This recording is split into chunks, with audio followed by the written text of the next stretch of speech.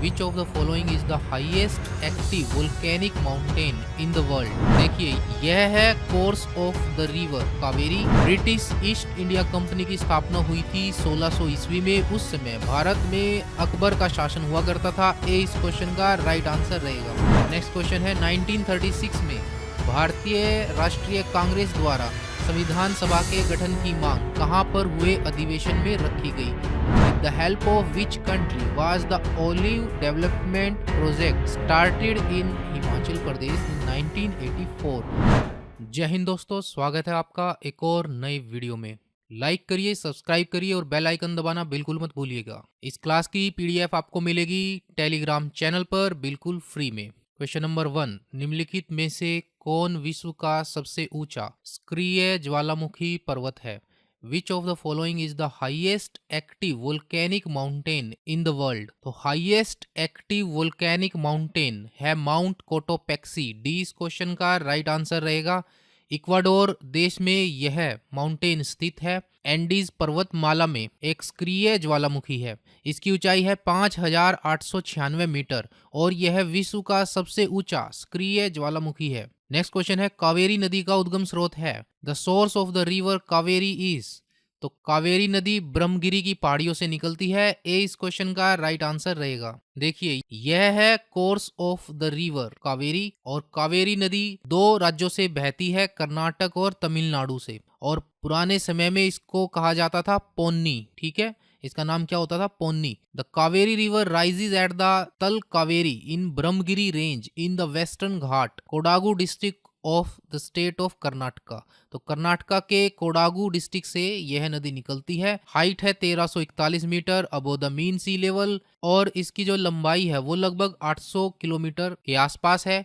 और यह अपना जो जल है वो बे ऑफ बंगाल में गिरा देती है। ठीक है, it is the third largest river after Godavari and Krishna in southern India. तो दक्षिण भारत की तीसरी सबसे बड़ी नदी है after Godavari and Krishna. Question number 3, निम्नलिखित नृत्य शैलियों में से किसका उद्गम पूर्वी भारत से है। Which one of the following dance forms originate from eastern India. तो नृत्य शैली मणिपुरी, इसका उद्गम पूर्वी भारत से है। डी इस क्वेश्चन का राइट आंसर रहेगा। क्वेश्चन नंबर 4, शास्त्रीय संगीत के सिद्धांत की विवेचना कहाँ की गई है। Where is the theory of classical music discussed. तो क्लासिकल म्यूजिक की विवेचना की गई है सामवेद में। डी इस क्वेश्चन का राइट आंसर रहेगा। नेक्स्ट क्वेश्चन है, लंदन में ब्रिटिश ईस्ट इंडिया कंपनी के गठन के समय भारत का निम्नलिखित में से कौन बादशाह था। Who among the following was the emperor of India when the British east India company was formed in London. British east India company की स्थापना हुई थी 1600 ईस्वी में। उस समय भारत में अकबर का शासन हुआ करता था। ए इस क्वेश्चन का राइट आंसर रहेगा। क्वेश्चन नंबर 6, किसके द्वारा बंगाल और बिहार का स्थायी बंदोबस्त शुरू किया गया था। By whom was the permanent settlement of Bengal and Bihar started. तो लॉर्ड कॉर्नवालिस ने बंगाल और बिहार का परमानेंट सेटलमेंट शुरू किया था। डी इस क्वेश्चन का राइट आंसर रहेगा। नेक्स्ट क्वेश्चन है, भारत के शिक्षित मध्यम वर्ग ने 1857 की क्रांति का विद्रोह किया था। 1857 की क्रांति का समर्थन किया था। 1857 की क्रांति में तटस्थ रहे या देशी शासकों के विरुद्ध संघर्ष किया। इस क्वेश्चन का सी आंसर राइट रहेगा। उन्होंने मध्य मार्ग अपनाया। भारत के शिक्षित मध्यम वर्ग ने 1857 की क्रांति में मध्यम मार्ग अपनाया। सो सी इस क्वेश्चन का राइट आंसर रहेगा। They remained neutral in the revolt of 1857। Next question है, किस गवर्नर जनरल के कार्यकाल के दौरान भारतीय राष्ट्रीय कांग्रेस बनी थी। The Indian national Congress was formed during the tenure of which governor general. तो भारतीय राष्ट्रीय कांग्रेस की स्थापना हुई थी 1885 में। उस समय भारत के गवर्नर जनरल कौन हुआ करते थे? Lord Dufferin. इस क्वेश्चन का सी आंसर राइट रहेगा। नेक्स्ट क्वेश्चन है, 1936 में भारतीय राष्ट्रीय कांग्रेस द्वारा संविधान सभा के गठन की मांग कहां पर हुए अधिवेशन में रखी गई। Where was the demand for the formation of a constituent assembly by Indian National Congress in 1936?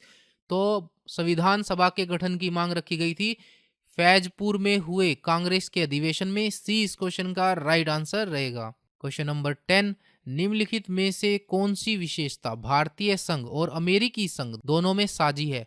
Which of the following characteristics is common to both the Union of India and the American Federation?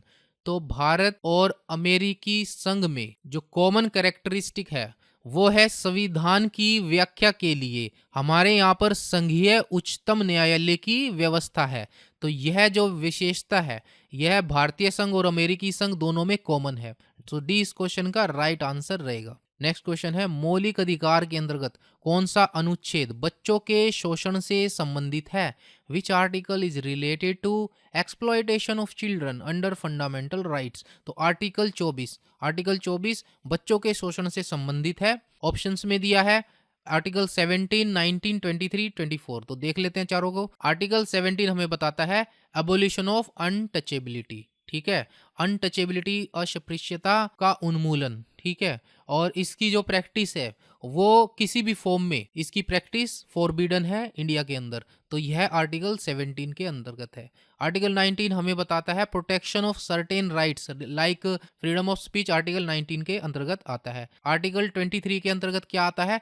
Prohibition of traffic in human beings and forced labour. तो human trafficking और forced labour, तो यह भी article 23 के अंतर्गत आता है। वहीं आर्टिकल 24 की अगर बात करें तो prohibition of employment of children in factories, तो इसके बारे में आर्टिकल 24 हमें राइट देता है, ठीक है। क्वेश्चन नंबर 12, भारत में निम्नलिखित में से कौन सा राज्य देश की 70% से अधिक कॉफी अकेले पैदा करता है?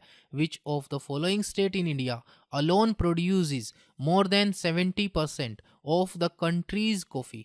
तो भारत का जो कर्नाटक राज्य है, कर्नाटक राज्य देश की 70% से अधिक कॉफी अकेले पैदा करता है। सो डी इस क्वेश्चन का राइट आंसर रहेगा। नेक्स्ट क्वेश्चन है भारत में किसने आमदनी पर कर की शुरुआत की थी? Who introduce tax on income in India? तो जेम्स विल्सन ने भारत में आमदनी पर टैक्स की शुरुआत की थी। सी इस क्वेश्चन का राइट आंसर रहेगा। Question number 14, the longest river of Himachal Pradesh is? Himachal Pradesh की सबसे लंबी नदी है कौन सी है? सतलुज है। सो बी इस क्वेश्चन का राइट आंसर रहेगा। नेक्स्ट क्वेश्चन है Himachal Pradesh came into being on 15th of April 1948 and had 4 districts. At that time, which one among the following districts was not the part of Himachal? Himachal Pradesh 15 April 1948 को अस्तित्व में आया और इसमें 4 जिले थे। उस समय निम्नलिखित में से कौन सा जिला हिमाचल का हिस्सा नहीं था? तो हिमाचल का हिस्सा नहीं था बिलासपुर। बिलासपुर हिमाचल का हिस्सा कब बना? 1954 में। सो सी इस क्वेश्चन का राइट आंसर रहेगा। नेक्स्ट क्वेश्चन क्या है? हिमाचल प्रदेश के किस जलाशय में मछली का सर्वाधिक उत्पादन होता है? हिमाचल प्रदेश के किस जलाशय में मछली का सबसे अधिक उत्पादन होता है? तो वह है गोविंद सागर झील में। सो डी इस क्वेश्चन का राइट आंसर रहेगा। क्वेश्चन नंबर 18, शिमला के बाद किस जिले का सेब उत्पादन में दूसरा स्थान है? Which district ranks second in Apple production after Shimla? तो शिमला के बाद कुल्लू जिले का एप्पल प्रोडक्शन में दूसरा स्थान है। ए इस क्वेश्चन का राइट आंसर रहेगा। नेक्स्ट क्वेश्चन है मशरूम उत्पादन के लिए हिमाचल प्रदेश का कौन सा शहर प्रसिद्ध है? Which city of Himachal Pradesh is famous for mushroom production? तो मशरूम उत्पादन के लिए हिमाचल प्रदेश का सोलन जिला, ठीक है, डी इस क्वेश्चन का राइट आंसर रहेगा। नेक्स्ट क्वेश्चन है हिमाचल प्रदेश में 1984 में जैतून विकास परियोजना की शुरुआत किस देश की सहायता से की गई?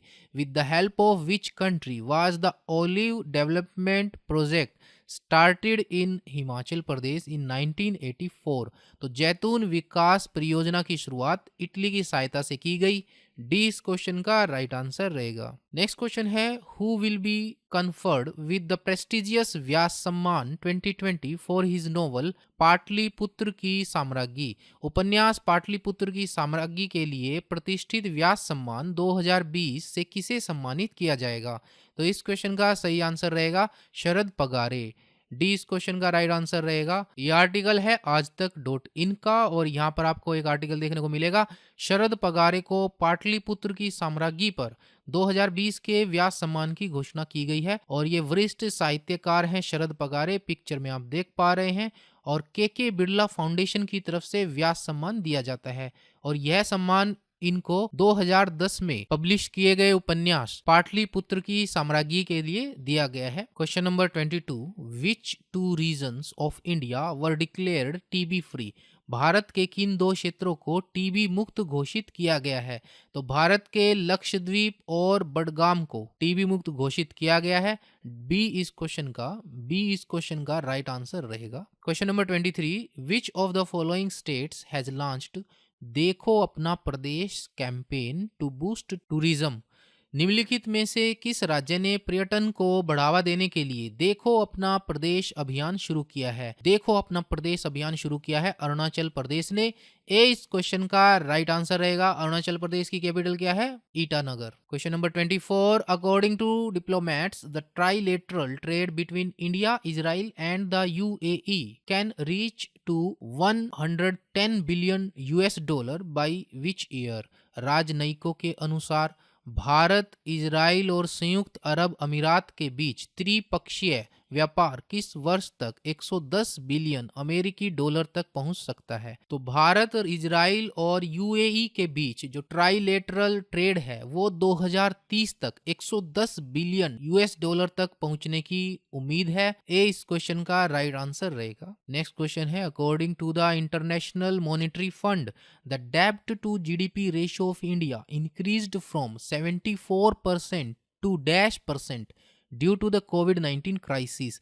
अंतर्राष्ट्रीय मुद्रा कोष के अनुसार कोविड-19 संकट के कारण भारत का ऋण सकल घरेलू उत्पाद अनुपात 74% से बढ़कर कितने प्रतिशत हो गया है? तो इंडियाज डेब्ट to GDP ratio increase from 74% to 90%। C इस क्वेश्चन का राइट आंसर रहेगा and it is due to the कोविड-19 crisis. Question number 26, DRDO recently conducted the trial of Python 5 missile। Picture में आप देख पा रहे हैं, it is a what kind of missile? DRDO ने हाल ही में पाइथन 5 मिसाइल का परीक्षण किया है। यह किस प्रकार की मिसाइल है? तो यह एयर टू एयर मिसाइल है। बी इस क्वेश्चन का राइट आंसर रहेगा।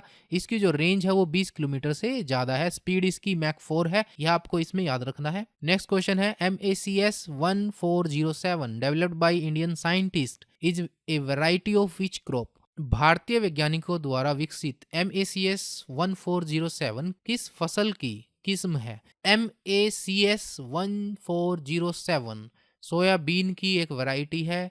डी इस क्वेश्चन का राइट आंसर रहेगा। Question number 28, which IIT institution has developed a device called Jeevan Vayu which can be used as a substitute for a CPAP machine? किस IIT संस्थान ने एक उपकरण जीवन वायु विकसित किया है जिसे CPAP मशीन के विकल्प के रूप में इस्तेमाल किया जा सकता है? पिक्चर में आप देख पा रहे हैं जीवन वायु नामक डिवाइस को। तो IIT रोपड़ ने इसको विकसित किया है। ए इस क्वेश्चन का राइट आंसर रहेगा। देखिए ये आर्टिकल है इंडिया टुडे का। IIT Ropar designs electricity free CPAP device Jeevan Vayu capable of delivering high flow oxygen. ठीक है, और जब इसकी लार्ज स्केल में प्रोडक्शन होने लगेगी इस डिवाइस की तब इसका कॉस्ट और कम हो जाएगा। CPAP का मतलब है कॉन्टिन्यूअस पॉजिटिव एयरवे प्रेशर। ठीक है, और इस मशीन को क्या बोला गया? जीवन वायु। इसकी जो ऑक्सीजन डिलीवर करने की जो क्षमता है वो है हाई फ्लो के साथ up to 60 litres per minute. ठीक है, अब तक जो हम यूज करते थे मशीन्स उनमें जो एयर प्रेशर होता था वो माइल्ड एयर प्रेशर होता था। इसका प्रेशर क्या है? हाई प्रेशर है। Question number 29, MGR railway station became fully powered by solar energy recently, where is it located? MGR railway station हाल ही में पूरी तरह से सौर ऊर्जा से संचालित हुआ है। यह कहाँ पर स्थित है? पूरी तरह से मतलब 100% सोलर पावर से यह रेलवे स्टेशन ऑपरेट हुआ है। ठीक है, यह स्थित है चेन्नई में। डी इस क्वेश्चन का राइट आंसर रहेगा। यह आर्टिकल है द न्यू इंडियन एक्सप्रेस का। यहाँ पर आपको देखने को मिलेगा Chennai central railway station now fully powered by solar energy, और इसके लिए 1.5 मेगावाट कैपेसिटी के सोलर पैनल लगाए गए हैं रेलवे स्टेशन पर। पिक्चर में आप देख पा रहे हैं कि छतों पर सोलर पैनल लगाए गए हैं यहाँ पर देखिए। ठीक है, नेक्स्ट क्वेश्चन है, centre has formed a committee to look into the withdrawal of armed forces act ASPA in Nagaland. Who among the following will head the committee? केंद्र ने नागालैंड से सशस्त्र बल अधिनियम अप्सपा को वापस लेने की जांच के लिए एक समिति का गठन किया है। निम्नलिखित में से कौन समिति का नेतृत्व करेगा? तो नागालैंड से अप्सपा को हटाया जाएगा। विवेक जोशी इस कमेटी का नेतृत्व करेंगे। सी इस क्वेश्चन का राइट आंसर रहेगा। So friends, thanks for watching. इस वीडियो में इतना ही। मिलते हैं आपको एक और नए वीडियो के साथ। तब तक के लिए देखते रहिए Giriraj Himachal. Thank you very much.